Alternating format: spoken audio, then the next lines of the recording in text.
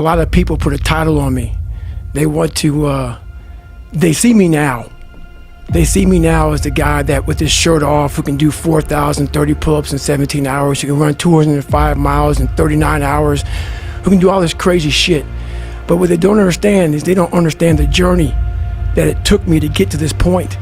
And what got me to this point was I was just the opposite of what I am today. I was that guy who ran away from absolutely everything that I got in front of me. But not many people knew that. I had two people. Like the real me was like this very scared, insecure, stuttering, got beat up by his dad, all this kind of stuff. And then I built this fake person that walked around like my shit didn't stink, you know? Right. Yeah, so that's kind of how I did it. And through a process of time, I realized that I was lying to myself and lying to people. But it's a fascinating journey, though, because you are that guy now. Right. I mean, you genuinely are a legit badass. Right. And at one point in time, you were a legit terrified person. Yes. So what was the process? Like, how did you step forth? Well, it's a long process. Right. My dad beat the shit out of me when I was growing up. I was the first black baby born in this hospital called Miller Fillmore in Buffalo, New York. My dad owned skating rinks, he owned bars, he ran prostitutes from Canada to Buffalo, New York. Anything bad about a person, big time hustler, he was American.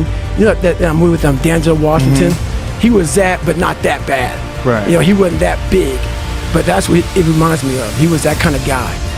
And beat the shit out of me, beat the shit out, out of my mom. There was an incident one time when my mom got knocked out top of the stairs and he dragged her down the stairs by her hair.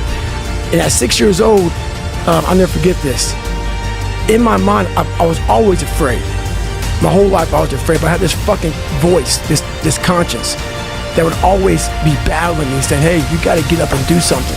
I didn't want to do shit. I was just afraid, but that voice would force me to get up. And my dad, I tried to beat him up, whatever, at 6, and I get my ass kicked. So this went on for several years. And I have a big time learning disability because my dad didn't believe in us going to school. So my dad, it was about the business, the skating rink and the bar. So the skating rink opened about 7 o'clock at night. And this is when the time I was able to walk. So about 4, 5, 6 years old, 8, 9. And I'd go to this skating rink at 7 o'clock at night. And I worked the skating rink until 10 at night. And then we would scrape the gum off the floors and we cleaned the whole skating rink up. And then my dad had an office. And my brother and myself would sleep in the office. And my mom would go upstairs and work the bar until 3 o'clock in the morning.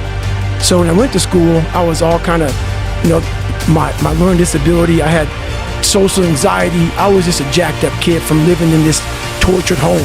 From the outside looking in, we lived in an all white neighborhood. And then we would travel to the ghetto of Buffalo, New York, where the skating rink was at. So we worked around mostly blacks, and I lived around mostly whites, but no one knew what was going on in that house on 201 Paradise Road. It's crazy. But my mom got courage to finally leave him when I was about 8 years old. We moved to a small town in Brazil, Indiana, and that's when the real war started for me. And Brazil, Indiana is a small town, great people, a lot of great people, and I say that because a lot of people get offended. There was about maybe 10 black families at about 10,000 people in the town. And in 1995, the KKK marched in the 4th of July parade. So this was not everybody was racist. There was a lot of good people. Some of the best people I knew was there, but there was also a lot of racism there. So me being one of the few black kids in that, in that area, it kind of haunts you. I had stuff on my notebook, nigga, we're gonna kill you, on my Spanish notebook. They had that on my car, nigga, we're gonna kill you. This is early 90s. And so even though I showed it didn't hurt me, it was jacking me up. So all the insecurities I had when I was a kid with my father, I moved into this area here and it just got worse and worse and worse.